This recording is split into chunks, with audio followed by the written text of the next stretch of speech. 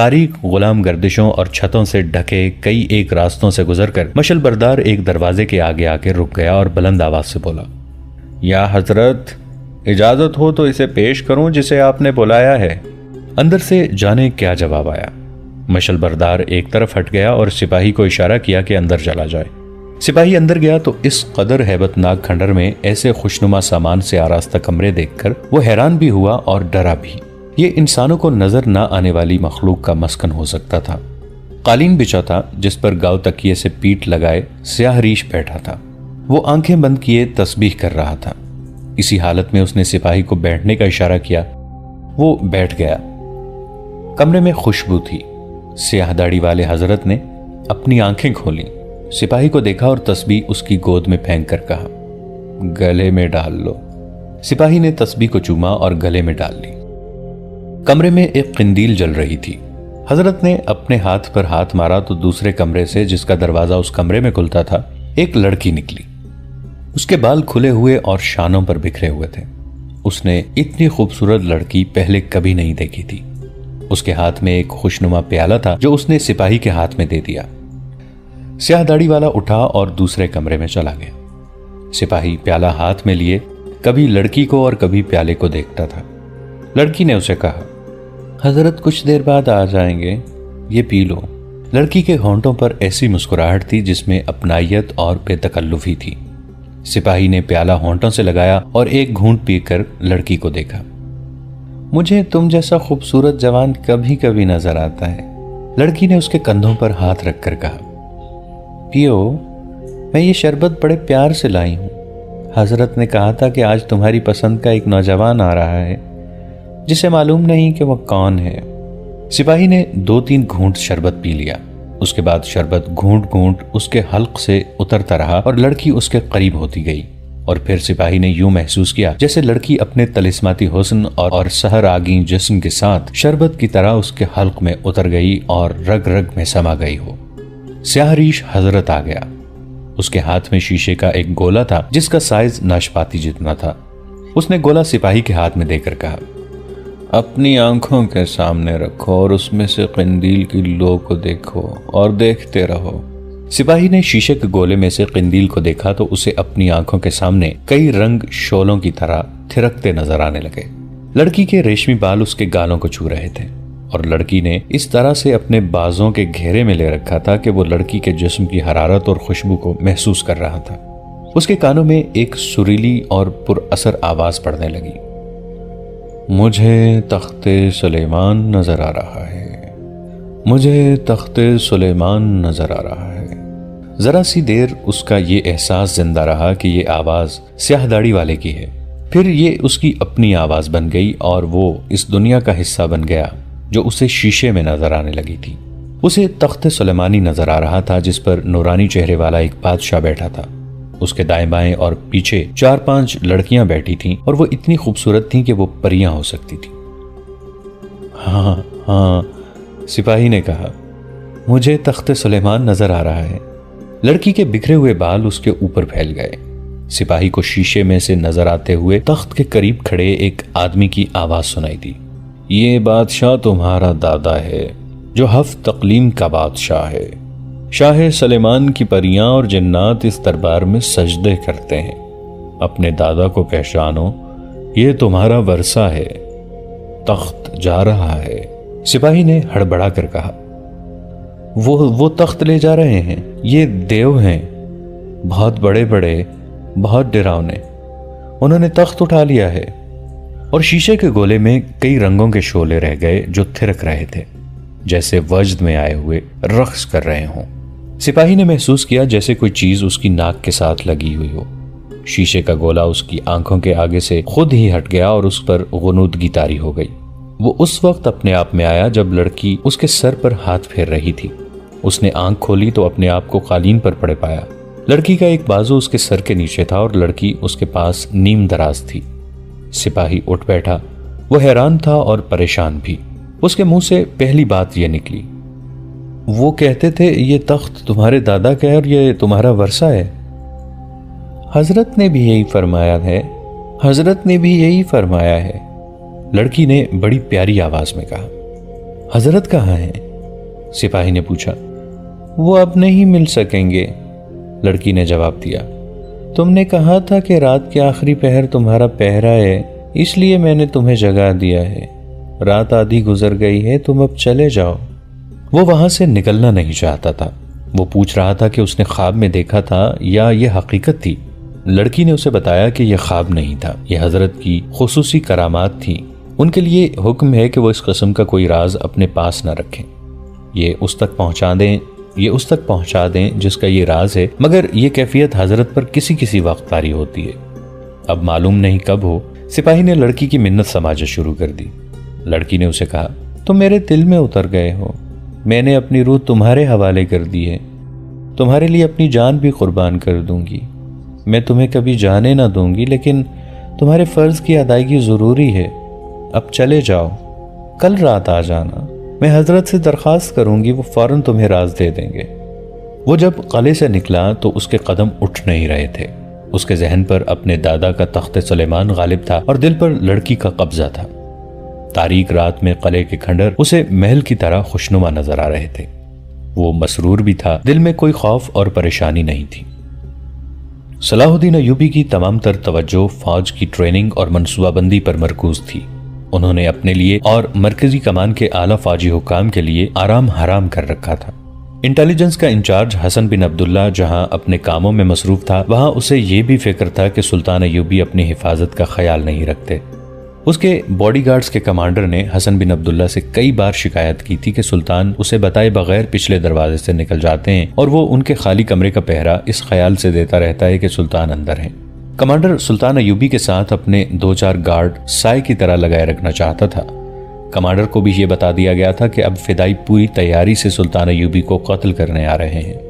इस इत्तला ने कमांडर को और ज्यादा परेशान कर दिया था, मगर सुल्तान अय्यूबी की बेपरवाही का ये आलम था कि हसन बिन अब्दुल्ला ने उनसे कहा कि वो बॉडीगार्ड्स के बगैर बाहर न निकल जाया करें। तो सुल्तान अय्यूबी ने मुस्कुराकर उसके गाल पर थपकी दी और कहा, हम सब की जान अल्लाह के हाथ में है।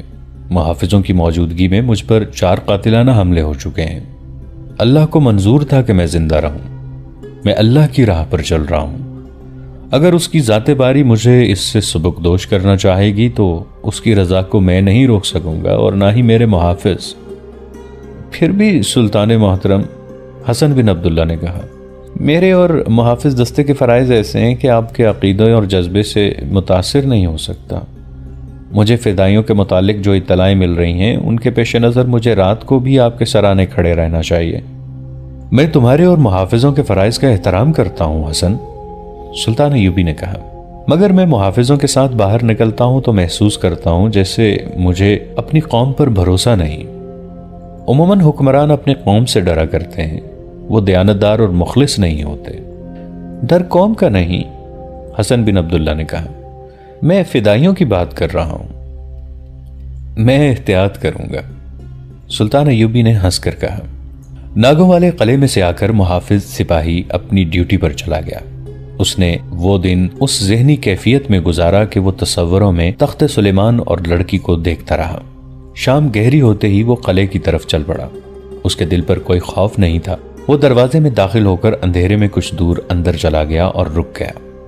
उसने गुज़श्ता रात की तरह पुकारा, मैं आ गया हूं, क्या मैं आगे आ सकता हूं? उसे ज्यादा देर इंतजार न करना पड़ा। मशल की रोशनी नजर आने लगी और मशल उससे कुछ दूर आकर रुक गई। मशल बरदार ने कहा, हजरत के कदमों में सजदा जरूर करना, वो आज किसी से मिलना नहीं चाहते, तुम आ जाओ। गुज़श्ता रात की तरह वो गुलाम गर्दिशों वगैरह से गुजरता मशल बरदार के साथ हजरत के दरवाजे पर जा रुका। हजरत ने अंदर आने की इजाजत दे दी। सिपाही ने उसके कदमों में जाकर सर रखा और इल्तिजा की, या हजरत, मुझे मेरा राज दे दो, मैं कौन हूं, मुझे आप क्या दिखाएंगे? स्याह रीश हजरत ने अपने हाथ पर हाथ मारा तो वही लड़की दूसरे कमरे से आई। वो सिपाही को देखकर मुस्कुराई। सिपाही उसे अपने पास बिठाने को बेताब हो गया।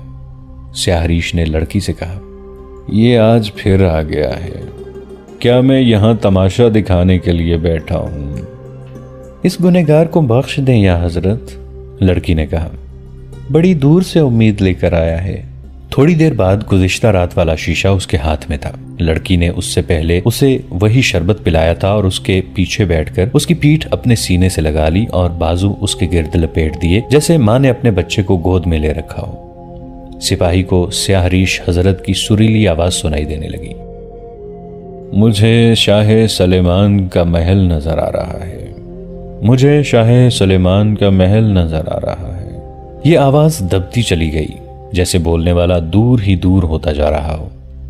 वो, सिपाही ने चौंक कर कहा, ऐसा महल इस दुनिया के किसी बादशाह का नहीं हो सकता।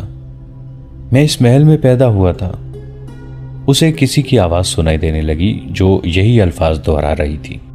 मैं इस महल में पैदा हुआ था। फिर ये उसकी अपनी आवाज बन गई और फिर उसने यूं महसूस किया जैसे उसके वजूद के अंदर यही एक आवाज गूंजने लगी है, मैं इस महल में पैदा हुआ था। फिर वो आवाजों से लाताल्लुक हो गया। उसे एक महल नजर आ रहा था और वो खुद उसके बाहर एक बाग में घूम फिर रहा था। अब ये उसे शीशे के गोले में नजर नहीं आ रहा था, बल्कि ये एक हकीकत सा बन गया था, जिसकी हर चीज को, बाग को, पौधों और फूलों को वो हाथ लगाकर महसूस कर सकता था और सूंघ सकता था। वो वहां सिपाही नहीं, शहजादा था। यह महल फिजा में तहलील हो गया और सिपाही ने बहुत देर बाद अपने आप को लड़की की आगोश में पाया। उसने लड़की से बहुत कुछ पूछा। लड़की ने उसे बताया कि हजरत कह गए हैं कि यह शख्स शहजादा था और ये अब भी शहजादा बन सकता है। हजरत ये मालूम करने की कोशिश कर रहे थे कि सिपाही के तख्तो ताज पर किसका कब्जा है। लड़की ने उससे कहा, हजरत कह गए हैं कि तुम अगर 7-8 रोज यहीं रहो तो वो सब कुछ मालूम कर सकेंगे और तुम्हें सब कुछ दिखा देंगे। अगली रात वो फिर किले के उसी कमरे में बैठा था। उसने 4 रोज की छुट्टी ले ली थी। उसे लड़की ने उसी प्याले में शरबत पिलाया और उसके हाथ में शीशे का गोला दे दिया गया। उसने किसी के बताए बगैर गोला अपनी आंखों के आगे रख लिया और कंदील की लौ को देखता रहा। इसे इसमें रंगारंग शोले नाचते नजर आए। स्याहरीश ने अपने तलिस्माती अंदाज से कुछ बोलना शुरू कर दिया। इससे पहले वो 2 बार इस अमल से गुजर चुका था। दोनों बार ऐसे हुआ था कि उसे शीशे के गोले में तख्त सुलेमान और अगली रात शाह सुलेमान का महल नजर आया था, मगर उसके बाद गोला उसके हाथ में नहीं होता था।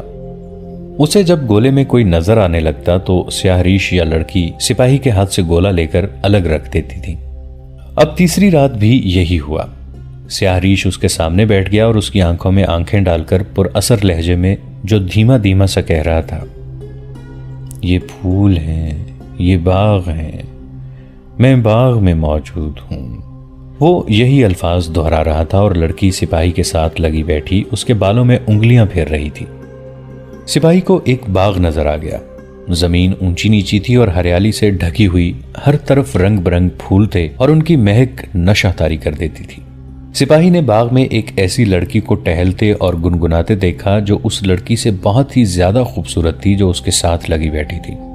उसका लिबास एक ही रंग का था और ये रंग उन रंगों में से नहीं था जो वो इस दुनिया में देखता था। सिपाही अब नागों वाले किले के कमरे में नहीं था। स्याहरीश हजरत और उसके साथ की लड़की से वो बेखबर और लाताल्लुक हो चुका था। वो किले से निकल ही गया था। उसने बाग में लड़की को देखा तो उसकी तरफ दौड़ पड़ा। लड़की भी दौड़ी और उसके गले का हार बन गई। लड़की के जिस्म से फूलों की महक उठ रही थी। सिपाही शाह सलमान के खानदान का शहजादा था। वो दोनों बाग के उस गोशे में चले गए जो एक गार की मानंद था, लेकिन यह गार रंगारंग बेलों और उनके फूलों ने बनाया था। उसके फर्श पर मखमल जैसी घास थी। लड़की ने फूलों के इस गार के कोने से एक खुशनुमा सुराही उठाई और प्याला भरकर सिपाही के हाथ में दे दिया। ये मीठी शराब थी। सिपाही पर लड़की के हुस्न और मोहब्बत का नशा तो पहले ही तारी था। शराब के नशे ने उसे उससे भी ज्यादा हसीन और तलिस्माती दुनिया में पहुंचा दिया। और फिर लड़की ने उसे कहा कि वो अभी आती है। वो चली गई। सिपाही को उसकी चीखें सुनाई दी। वो बाहर को दौड़ा। उसे लड़की कहीं नजर न आई। वो दौड़ता ही रहा। उसे लड़की की जोरदार चीखें सुनाई देती रहीं, मगर वो सिपाही को कहीं नजर नहीं आ रही थी। उसने गुस्से से पागल होकर तलवार निकाल ली और लड़की की तलाश में बावला होता रहा। आखिर उसे एक बुढ़िया मिली। उसने उसे बताया कि लड़की अब तुम्हें नहीं मिल सकेगी। वो जो लड़की को लेकर गया है वो तुमसे ज्यादा ताकतवर है। तुम अब उसे कभी नहीं देख सकोगे। वो लड़की को ले गया है, अब इस तख्त पर बैठेगा जिस पर तुम्हें बैठना था। उसके पीछे मत भागो, जिंदा रहो और कभी मौका पाकर उसे कत्ल कर देना। लड़की तुम्हारी याद में हलकान होती रहेगी। वो कौन था जो उस लड़की को ले गया है? सिपाही जब नागों वाले किले के इस कमरे में लौट कर आया तो उसने पूछा, और मैंने ये क्या देखा था? तुमने अपनी गुजरी हुई जिंदगी देखी है, स्याह रीछ ने उसे बताया। मैं तुम्हें वापस ले आया हूं। मैं वहां से वापस नहीं आना चाहता, सिपाही ने बेताबी और बेचैनी से कहा। मुझे वहीं भेज दो, मुझे वहीं भेज दो। क्या करोगे वहां जाकर? स्याह रीछ ने उससे पूछा। जिसकी खातिर जाना चाहते हो वो किसी और के कब्जे में है। उसे जब तक कत्ल नहीं करोगे वो तुम्हें नहीं मिल सकेगी। मैं नहीं चाहता कि तुम किसी को कत्ल करो, और मैं ये भी नहीं जानता कि तुम इस इंसान को कत्ल कर भी सकोगे या नहीं, और मैं ये भी जानता हूं कि तुम इस इंसान को कत्ल भी नहीं कर सकोगे। या हजरत, सिपाही ने कहा, अगर कत्ल करने से मुझे मेरा वर्षा और मेरी बीवी मिल सकती है तो मैं सुल्तान सलाहुद्दीन अय्यूबी से भी ऊंचे रुतबे के आदमी को कत्ल कर दूंगा। फिर ये खून मेरी गर्दन पर होगा मेरे दोस्त, दरवेश ने कहा। सिपाही उसके कदमों में गिर पड़ा और उसके पांव पर सर रगड़ने लगा। वो या हजरत का विर्द किया जा रहा था और वो रोने भी लगा था। स्याह रीछ हजरत ने उसे फिर उसी दुनिया में पहुंचा दिया जहां तख्ते सुलेमानी था, महल था और बाग थे। उसके कानों में आवाजें पड़ती रहीं। ये है तुम्हारे दादा का कातिल, तुम्हारे बाप का कातिल, तुम्हारे तख्तो ताज का गासिब, और इस लड़की को जो तुम्हें चाहती है उसी की कैद में है। नहीं नहीं, सिपाही ने घबरा कर कहा, यह नहीं हो सकता, ये सुल्तान सलाहुद्दीन अय्यूबी है। यही तुम्हारी किस्मत का कातिल है। उसके कानों में आवाजें पड़ रही थीं। ये तुम्हारा सुल्तान नहीं हो सकता, ये कुर्द है, तुम अरब हो। कहो, सलाहुद्दीन अय्यूबी मेरे दादा का कातिल है, मेरे बाप का कातिल है, मेरे तख्तो ताज का गासिब है। अब राज खुल गया है, इंतकाम लो। गैरतमंद मर्द इंतकाम लिया करते हैं। और सिपाही उस तलिस्माती माहौल में घूमते फिरते यही विर्द करता रहा। सुल्तान सलाहुद्दीन मेरे दादा का कातिल है, मेरे बाप का कातिल है, मेरे तख्तो ताज का गासिब है, मेरी मोहब्बत का कातिल है, मेरी किस्मत का कातिल है। फिर यूं हुआ कि उसकी नजरों के आगे सिर्फ सलाहुद्दीन अय्यूबी रह गया। वो उसे चलता फिरता नजर आता था। सिपाही हाथ में खंजर लिए उसके पीछे पीछे जा रहा था, मगर कत्ल का मौका नहीं मिलता था। सिपाही को लड़की नजर आ गई। वो पिंजरे में बंद थी। सलाहुद्दीन अय्यूबी पिंजरे के पास खड़ा कह लगा रहा था। लड़की सिपाही को उदास और मजलूम नजरों से देख रही थी। सुल्तान अय्यूबी के चेहरे पर सफाकी और बर्बरियत के साए गहरे होते जा रहे थे। सिपाही की जबान खामोश होती थी तो उसे फजा से सरगोशियां सुनाई देती थीं। सलाहुद्दीन अय्यूबी मेरे दादा का कातिल, सलाहुद्दीन अय्यूबी मेरे दादा का कातिल है, मेरे बाप का कातिल। सुल्तान सलाहुद्दीन अय्यूबी अपने कमरे में अपने मुशीरों और आला फौजी हुक्काम से जंग की बातें कर रहे थे। जासूस जो नई इत्तलाएं लाए थे उनके मुताबिक अपने प्लान पर नजर सानी कर रहे थे। उस वक्त यही मुहाफिज सिपाही बाहर पहरे पर खड़ा था जिसे स्याह रीछ बुजुर्ग ने नई दुनिया दिखाई थी। दोस्तों, आज के लिए इतना ही। इसी कहानी की अगली किस्त के साथ बहुत जल्द हाजिर होंगे। नीचे कमेंट सेक्शन में अपनी राय का इजहार जरूर कीजिएगा। हमारे इस चैनल को सब्सक्राइब करके नीचे मौजूद बेल आइकन को भी जरूर क्लिक कीजिएगा। अगली मुलाकात तक के लिए हमारा और आपका अल्लाह निगहबान।